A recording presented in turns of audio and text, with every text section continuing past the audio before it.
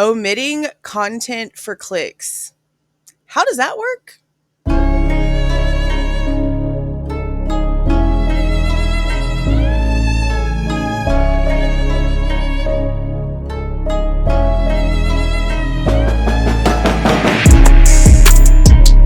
Hey guys, this is Jules with True Crime Reactions. Now, most of you guys know that I shared a video in my community tab that Chaos Sector did about WSU Kim. And I only shared it and got involved in the comments because of how well done the video was. Now, as most of you guys know, Kim has squirrel syndrome. You can't keep her on the same subject for more than 5 seconds before she's 15 subjects down the road, and it takes another half an hour to reel her back to the original subject. We all know that this is the actual truth about how having a conversation and listening to a conversation that has Kim in it can be. It is extremely difficult to follow. Well, what Chaos Sector did here was take one of the original interviews. Now, I can tell, even though there's been some editing done to the voices, to the tone, the frequency of the voices, I can tell with the way that the words are being spoken that this was Chronicles of Olivia. And Kim actually verifies that in a comment that I found this morning going through it, that this was an interview with Chronicles of Olivia. And you can just tell by the way that the presenter, the interviewer, is speaking who it is. I like the fact that Chaos Sector used this interview because it was way early on. It was after Kim had made an appearance on YouTube, but it was early on before all of the actual panel hopping started and her story started going all over the place. Okay. Now, Chaos Sector is asking great questions here. Now, I don't know about the angle they're going when it comes to them basically trying to insinuate the possibility that Kim is the one who gave Bryan Kohberger's information to the feds. That would be an interesting turn of events, wouldn't it? So I don't know. I'm not going to go that far. I'm just not. There's no reason to go that far. My problems are with the base of what Kim has been doing this entire time. Now, most of you guys know, and Kim knows, and this is why I think Kim is so upset and just keeps targeting me because now I'm against what she has to say. I was on her side. I was. You guys can go back and listen to me actually interview her on Dago's channel because I was trying to figure out the exact things that went down and what she actually knew when it came to the timeline. She knew that I was on her side. My very first video about this, and I have said this I don't know how many times, and the proof is still right there. I don't delete videos. It's right there of me telling people to calm down, give her a listen, and maybe just try to remember that in small towns like this, the truth is normally revealed around a coffee table at 5 o'clock in the morning when all the old locals get together and start gossiping, okay? That changed whenever her story started changing. Now, people can sit there and claim, oh, her story didn't change. Her story's always remained the same. It's just her putting her opinions into it, but that's not true, guys. Her story itself has changed. Now, the basis of it being her daughter was contacted by somebody prior to the 911 call. Therefore, people knew before the 911 call. Okay, I get that. I get that. And honestly, with this 8-hour gap, that's what made Kim's story so believable in the beginning. Because it gave an answer to that. That there was something else sketchy going on in that house that the survivors had to have been trying to cover up. So her claiming that her daughter knew before the 911 call because all these other people already knew before the 911 call, that made that 8-hour gap make sense. It did. And then Kim's story also had multiple suspects in it. And that catered to those of us that were having issues with believing that one man could go into a 3-story home in the middle of the night with a manual weapon and literally leave nothing in between crime scenes, nothing out of the house to even give them any sort of idea about which way, which direction, which door, or which window this person took in or out, okay? That story of, oh, there were people inside and a creeper outside and blah, blah, blah, that catered to that, okay? But then Kim started becoming an egotistical tyrant, in my opinion. She started becoming so entitled to the fact that people wanted to hear her story. What story, Miss Kim? Because it's not yours.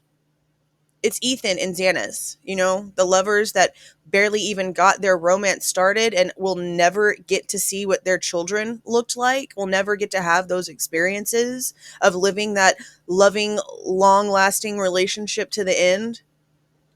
It's Maddie and Kaylee's story. The soulmates who are never going to get to raise their children together to be as close as they were. Their families. That's whose story this is. Kim. It's not yours. What bothers me with Kim is that she's continuously lying. And she's making it seem as if she's the star of the show. Because anytime you talk about her, you're going to get clicks and you're going to get revenue and it's content and da-da-da. Little miss, you are at the bottom of the totem pole when it comes to what's actually good content on this channel. The story itself is the content, not you. It's disgusting to me how egotistical this woman has gotten because she's sitting here lying, trying to say that I am omitting content for clicks. Well, I cannot omit what I do not possess, little miss ma'am. No one sent me receipts. No one has sent me receipts. You can send your receipts to anybody that you want to. No one has sent me receipts. So how can I omit something that I do not have in my possession? Okay, that's number one. Number two, you have said on panel after panel that I have been on, and chat after chat that I have been on, and on other panels that I'm not on, that people mention my name on, that you would love to talk to me in private. This was whenever you knew I was on your side. But yet, nobody has ever reached out to me. You know how to contact creators on YouTube because you do it constantly. Or is it because I don't have a live that you can get in the StreamYard for and hack everybody's information? That's the reason why you don't talk to me? Maybe that's it. Because if you also notice that almost every single one of these channels that have had Kim on their live panel, literally connecting to them in StreamYard, have had some sort of issue. Speaking of issues, this has now popped up. Now, whoever created this account must have gone back and been paying lots of attention. Because that 830 area code on that WhatsApp, that's my hometown area code. And I've mentioned it in Kylie Rodney videos and in my Patrick Swayze video where I'm from. It wouldn't take a lot of digging to find that. Now, I'm not saying that Kim did it, but I'm saying it's convenient. My biggest problem with Kim is that she has gone from trying to just say, oh, no, there was something going on and there were people that definitely knew ahead of time, to, oh, it's the frats. It's this frat, naming the frat. She's naming all these people with their real names with no proof while she is hiding. She's hiding who she is while literally blasting all of these people, their first, their last names, what school they go to, the fraternity or the sorority that they're in, the mama and them, everything. Okay. She's just blasting all their information out there while hiding behind an alias. And yeah, Kim might be her real name, but she's not telling anyone who she actually is. She's hiding all of it. For what? For what? Do you realize that, if anything that Kim is saying might actually be true, if something were to happen to her, if whoever is actually involved in this secrecy that she's claiming is out there when it comes to this case, all of her stuff that she's claiming, if anything were to ever happen to Kim, no one would even know where to look for that situation or how to think about that situation because we wouldn't even know. We don't know who Kim is. We wouldn't find out that there was suddenly an obituary. And whoever would have done that, she's hiding behind a fake name online.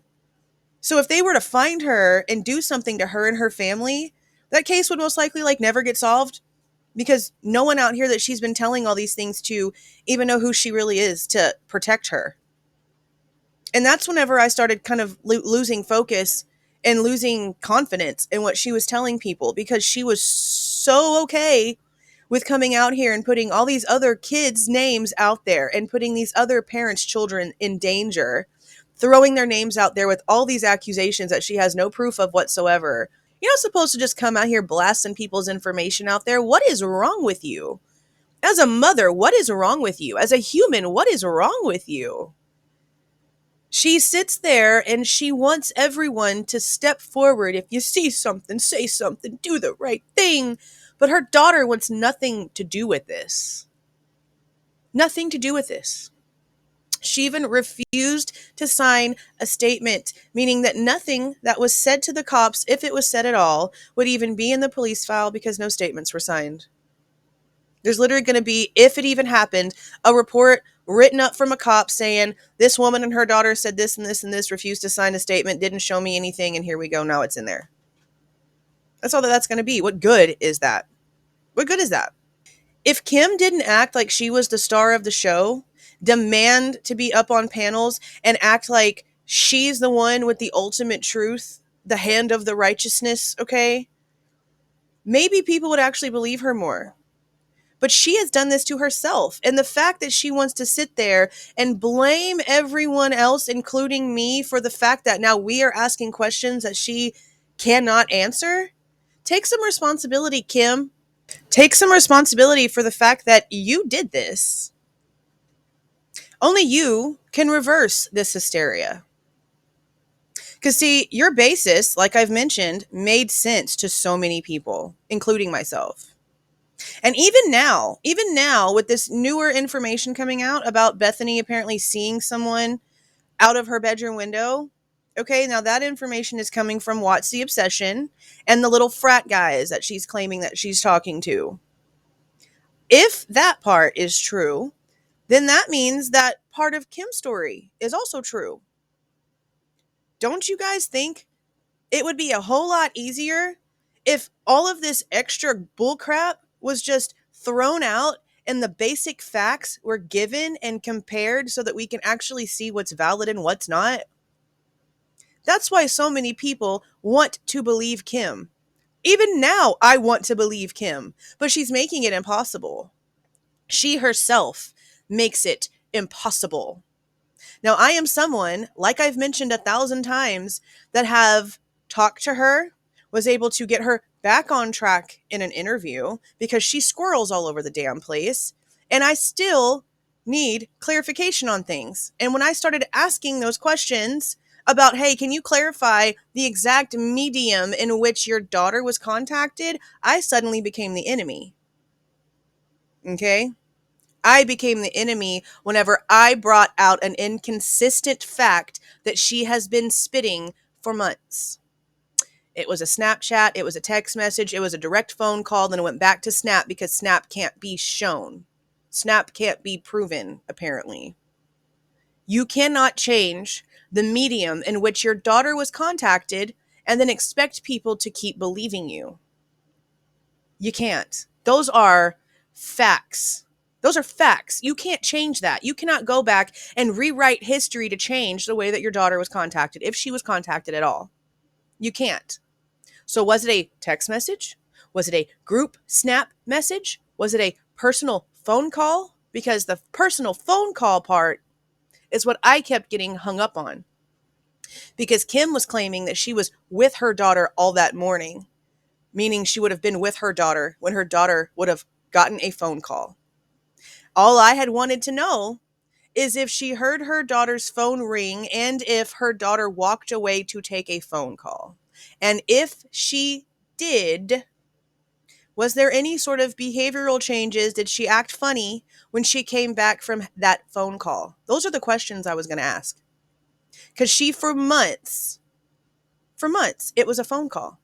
It was a phone call from the girlfriend of the guy that's apparently Jack D's alibi, who again was no longer a student at WSU, was a nursing student in Spokane, and was only there for the parents' weekend football game, which that honestly didn't even make sense to me because you're no longer a student at WSU, meaning your parents are not going to be there because that's not your school. So it's not your parents' weekend. And if you're there because your dude is in the football game and you're there to see your dude play in the football game, you're not spending the night with him.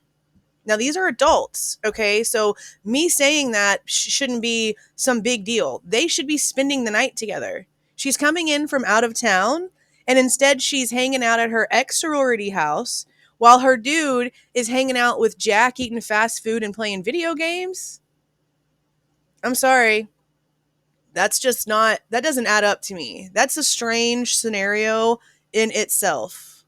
Once you finally got the details about who the girl was that apparently contacted Kim's daughter, that's where my brain went with it. I just wish that Kim would realize that this is not her story. It's not. She doesn't need to be throwing her opinions out there as facts. She doesn't need to be throwing people's names out into the internet all willy-nilly like she just doesn't give a damn. It's crazy to me that she's pushing for all of this truth, but she's hiding behind whatever she's hiding behind. She's purposely putting names out there, including her own kid. Like, she's outed her own kids' names several times, putting them in danger if any of this is true. And if it's not true, making them look like people should feel sorry for them for what they have to deal with in their normal life. Okay? None of this is okay. She came out to a channel that honestly makes the true crime community look like a bunch of clowns. That didn't help. That didn't help anything whatsoever. Now, she picked some good ones after that, but that initial YouTube appearance did not do her story any justice at all. And I don't hold that against her, but I do also at the same time, because you're sitting there and telling me that out of all of the true crime channels that are, had a stance at the time, that's the one that you chose first. I've always had an issue with that. Now, I'm going to contact Dago and tell him that I think we need to have a conversation, which me and him have been needing to catch up on a couple of things. And we're going to have a talk about this stuff with Kim, because she's now claiming Dago has receipts. I knew that she was going to be sending Dago receipts, but we have just not had the conversation because real life matters. But we're going to. So I'm going to see just how valid any of this stuff actually is. And then I'm going to tell you guys what I think about it. Because at this point, I'm done with this stupid chaos. I mean, I've kind of been done with it. I've been done with it. But Kim's not going to sit there and try and lie and say that I'm omitting content for clicks, because, little miss, I'm going to tell you one more time, you're the bottom of the totem pole when it comes to anything that I actually want to talk about on this channel. I don't want to have to talk about you. I don't. You're not important. You're not a victim in this. The victims are what's important, and their families, not you and whatever you're trying to do while you're bored at home. This is ridiculous. It's ridiculous. I want to get to the bottom of all of it, because this is stupid. The truth is the only thing that matters. No one's opinion matters at all. My opinion on Kim don't matter. Her opinion on me doesn't matter. The only thing that actually matters here is if there were messages going out of that house prior to that 911 call. That's it. And I don't mean within a few minutes, like, oh, the girls couldn't get Xana's door open, so they called Hunter Johnson over, and 5 minutes later, 911 got called. That's not the type of story that we're being told by Kim. We're being told that it was hours and hours and hours, okay? And remember, Dave had a very similar story. Dave came out, said what he had to say, and then never said anything else again. I don't know if I believe Dave. I don't. I find it really hard to sit here and believe people who hide behind facades, who hide behind fake profile faces and fake names, and try to give information on real life situations. I'm just refusing. And I'm also not going to keep letting Kim lie, claiming that I have refused to talk to her whenever I have no information for her. I don't know how to contact Kim. And Kim also knows that in literally every single video that I've ever posted, and there's like 300 of them now, that my contact email is in the pinned comment in the description box of every single video. So technically, it's out there like over 600 times. Okay? She knows how to contact creators. She could easily email me. We could have settled this months ago, when she wanted to talk to me months ago, when I was still on her side months ago, but she refused to. And why is that? Because I'll be honest about what the receipts actually are. I'm not going to feed into this for clicks and views. And I think she knows that. And all the other creators know that too. It's a very common comment that I get when it comes to why Kim hasn't contacted me. Well, Jules, because she knows you'll call her out on her bullshit. Yeah, I will. Unless it's not bullshit, which she knows that too. Which is why it's so sketch that she's refusing to actually contact me and start a dialogue between the two of us to where she can actually show me things. Because she knows that if it's legit, I'm going to fight for it being legit. But she also knows that if it's not, I'm going to call it what it is. So I guess we'll see if I ever get an email from little Miss Kim, or if she's just going to keep running her mouth on YouTube and actually not trying to talk to me like a grown woman.